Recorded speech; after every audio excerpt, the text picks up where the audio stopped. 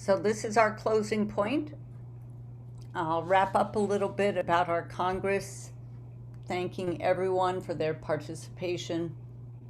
I want to acknowledge the outstanding work of our issue committees and our branches that have put together so many wonderful presentations over the last 2 weeks.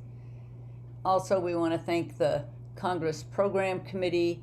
Mary Hanson Harrison was the Congress coordinator, and on the Con-Pro, she was assisted by Robin Lloyd, Janet Slaughter, Beverly Fitzpatrick, and Laura Dewey.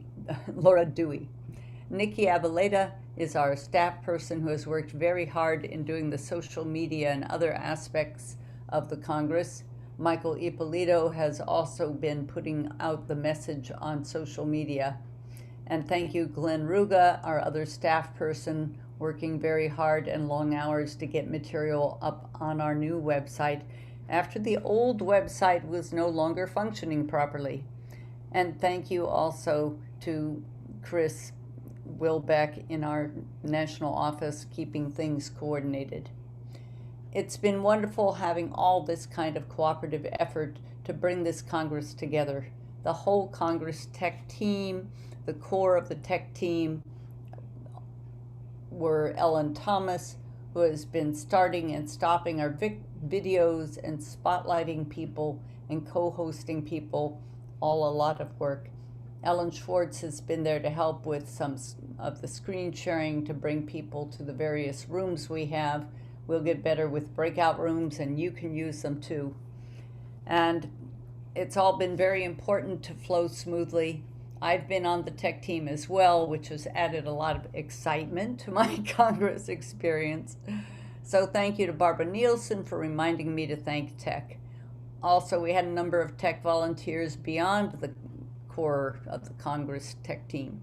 So the other Congress tech team volunteers, I'll particularly want to thank Laura Dewey, Rowan Fairgrove, Beverly Fitzpatrick, Tura Campanella Cook, Joan Goddard, Margot Schulter, and Ann Henney.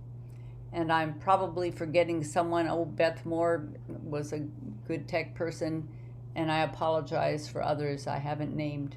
We've had a wonderful tech team putting all of this together. It's been an interesting challenge for us.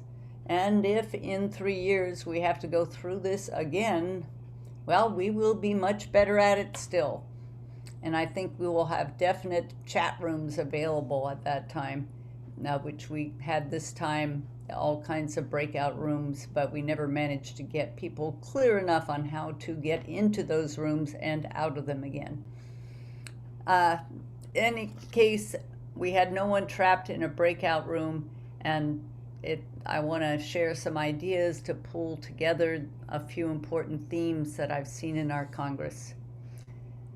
I think we are at a very important point in our political and national history, to say nothing of global history. One of the messages I've heard repeatedly is the importance of people connecting to the land, whether it be the Latinx or the indigenous people in Mesoamerica or the indigenous people in the US, the Palestinians and others in the Middle East. The whole idea of being wedded to the land, being connected to the land. Even Europeans, people there have been connected to the land, and that connection was especially important for everyone to survive, to appreciate the generosity of the land. But it was especially important for men, because men used to be in Europe, at least one of the main farming areas, but then they were kicked off the land deliberately by the enclosure movement, forced to go to factories. The factories became their new lives. Women, instead of being part of the economics and the economic unit of the family, in contrast to when families were farming, now women became housekeepers, and things started to break down already as the connections to the land were broken down. At one time, the rulers of the land were connected to it. They felt that sense of being wedded to the land, and they cared about the health of the air and the water and the soil. We've heard from various aspects of agriculture about the importance of the people who do the agricultural work, having their voices heard at the UN, at other conferences about food. And yet, these people who are the most closely wedded to the land are ignored. So we want to reestablish our connections with the land, because what roots us and strengthens us and gives us a sense of reality is here where we live right now, an important time for coming up with creative ideas, visions for big changes, because clearly the world is in need of big changes. We can be champions for the world we want if we are persistent and put our energy to the effort with reminders of the beauty and harmony that we could create. So let us have a clear sense in our local places of what's going on and how what we have heard in the Congress may be applicable. Over the course of the Congress, we've heard much more about what is happening in different parts of the world. The Congress has been an opportunity for us to become more aware of the terrible cost of white supremacy culture, both for the people who have been oppressed and are not white-skinned people, and also for whites who have had to sacrifice their connection with the land, move into the factory and sacrifice their connection with their traditional practices, give up their ethnic backgrounds to become white, give up their languages. Then other people were not given the chance to even to become white. They were simply oppressed in order for white people to feel like they had a more privileged position. So now we're being asked in our own country and in our WILPF branches to be more welcoming to people.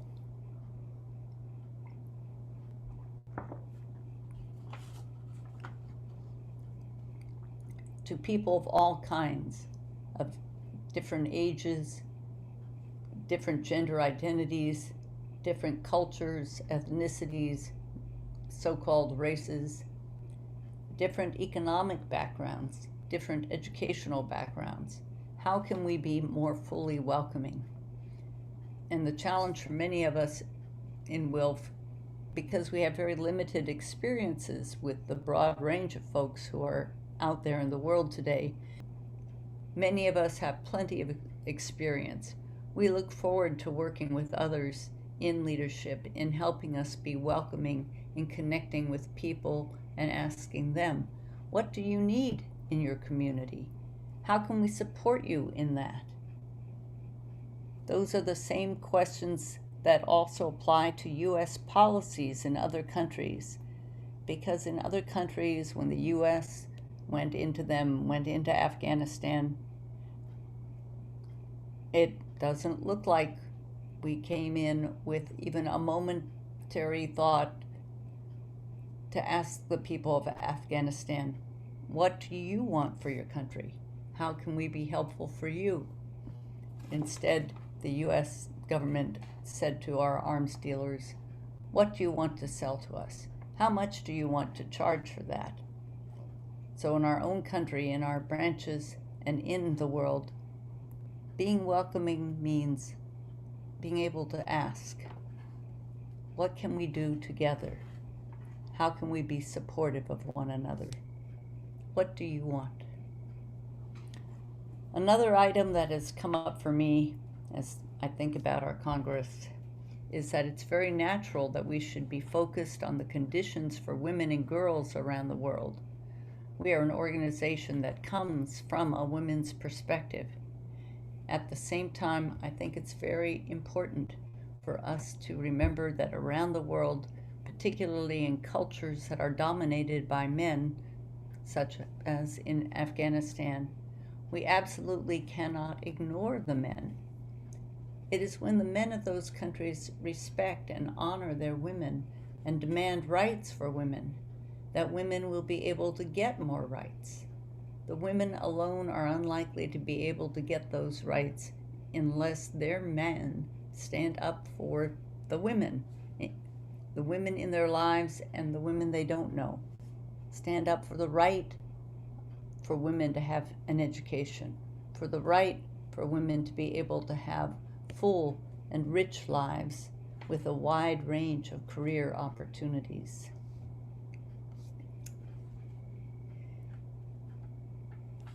So I think we can reach out to the world about how we can provide leadership for both men and women, how they can provide leadership for each other in order to be able to have a society where everyone is connected with the rights, the human rights of others and everyone else. And there are not these divisions, whether divisions by race or clan or tribe, skin color, ethnicity, gender, or class, or even ability. We want to be able to include everyone. It is when we come together that we have the most power.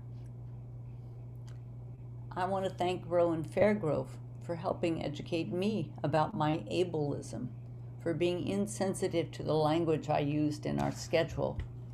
When I had it in the schedule, stand up and dance, I was urging WILPFers to come on. You've been sitting, listening to Zoom meetings, but now stand up and dance. Well, that's really wonderful if you're physically able to do that. But an invitation would have been much more appropriate than a command. Come on, let's give it a try and dance.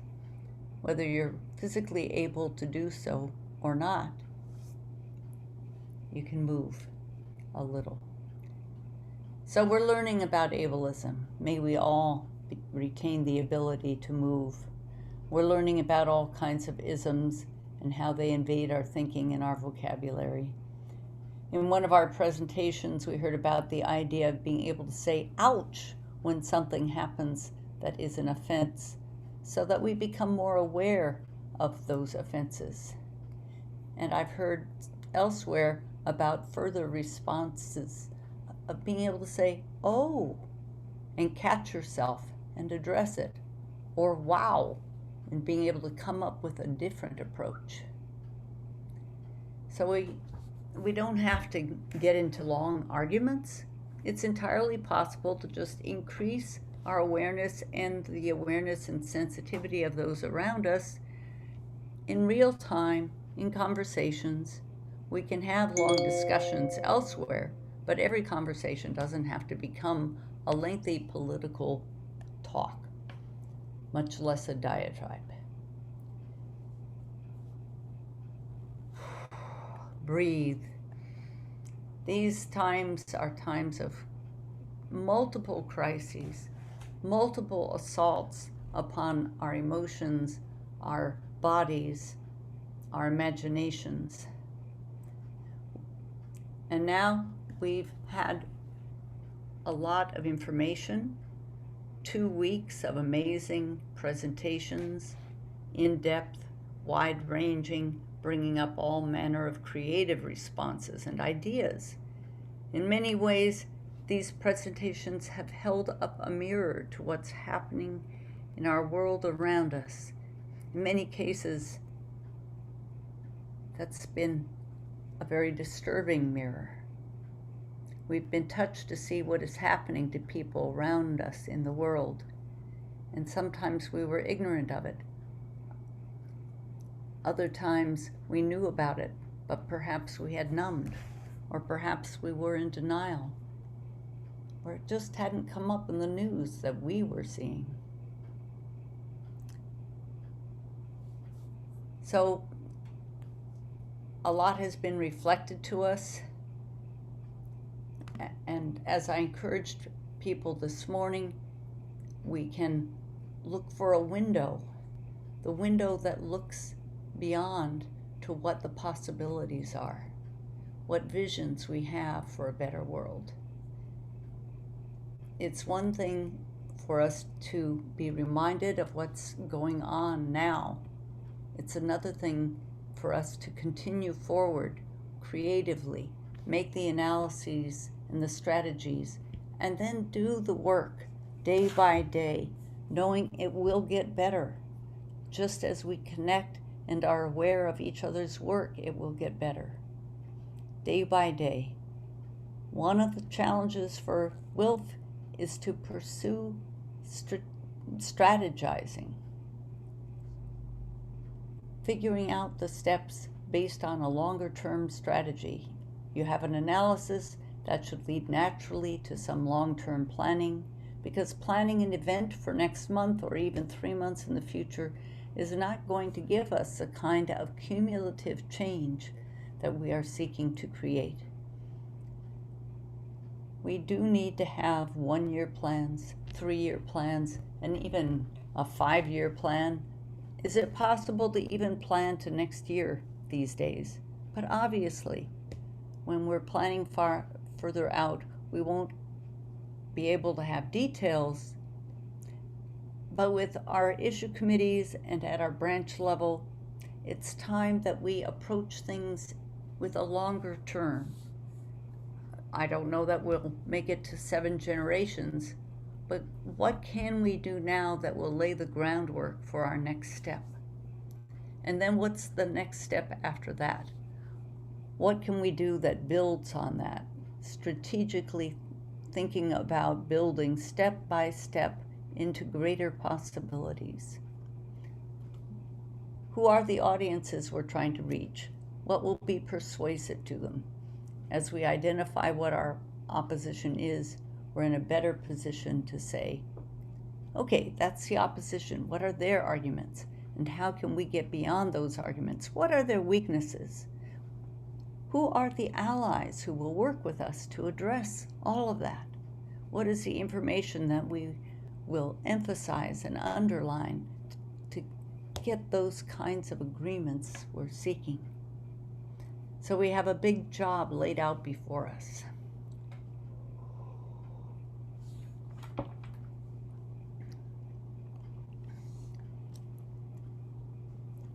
We can look through a window and see something that we want and begin taking steps in that direction.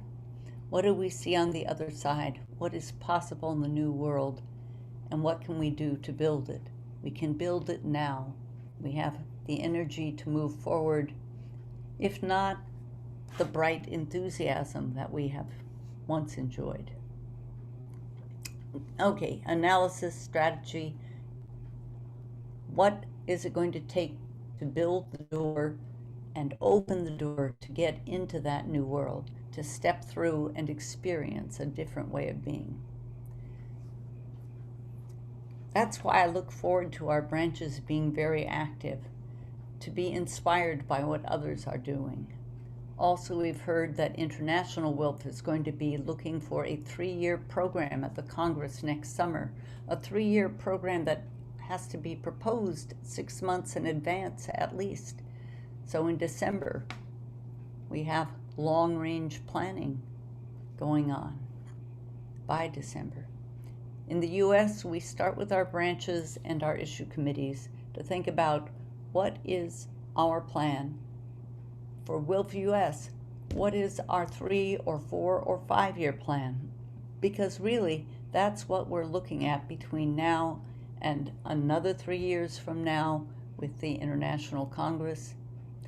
As we come up with these longer-term ideas, we will be in a better position to be able to speak clearly and articulately to International WILPF about what we want to see in the 3-year plan. United, we can find the part of that that is to do with the Constitution and the bylaws. Not a very fun and exciting part, but worth paying attention to.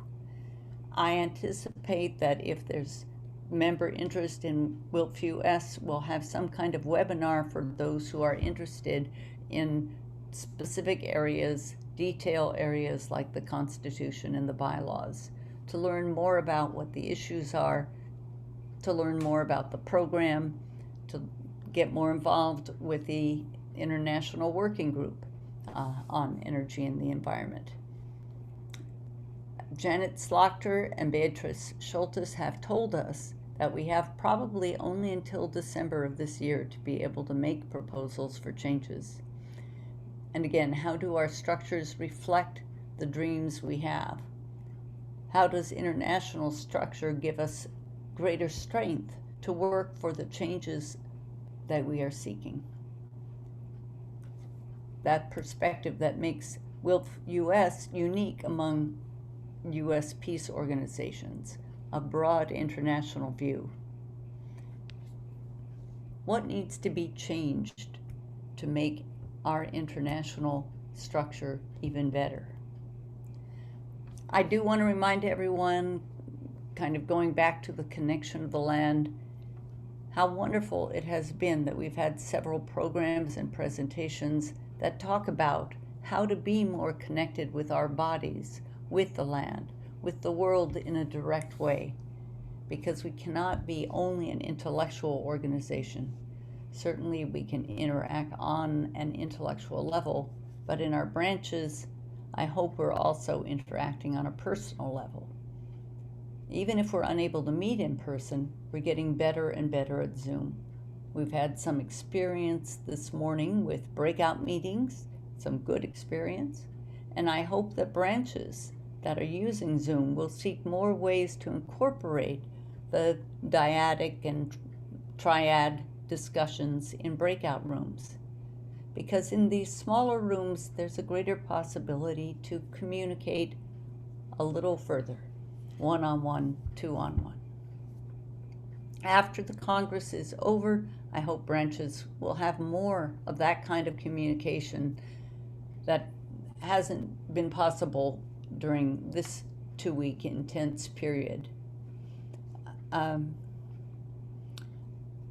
I also want to thank people who have put so much time and energy into documents on the Congress website. The website is still up and will be for a while. If you look at the Congress documents, you'll see helpful tech guidelines put together by the core tech team, and also Margot Schulter helped, and Laura Dewey. These can be helpful to your branches. I also want to remind everyone that we have those. Also, we have other reference documents that you might want to download for branch level use. And I want to mention a few more people who were not on the Congress Program Committee nor on the Tech Committee, but made huge contributions to the Congress. One of those is Nancy Price. She's been very important in putting together several of the presentations. She's an active board member.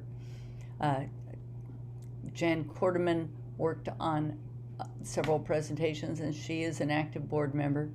And the issue committees, all their members were very important with Women, Money, and Democracy presentations, Middle East Peace and Justice Action Committee, the Cuba and Bolivarian Alliance Committee, and Earth Democracy Committees, along with, of course, the SARM and Wars Committee.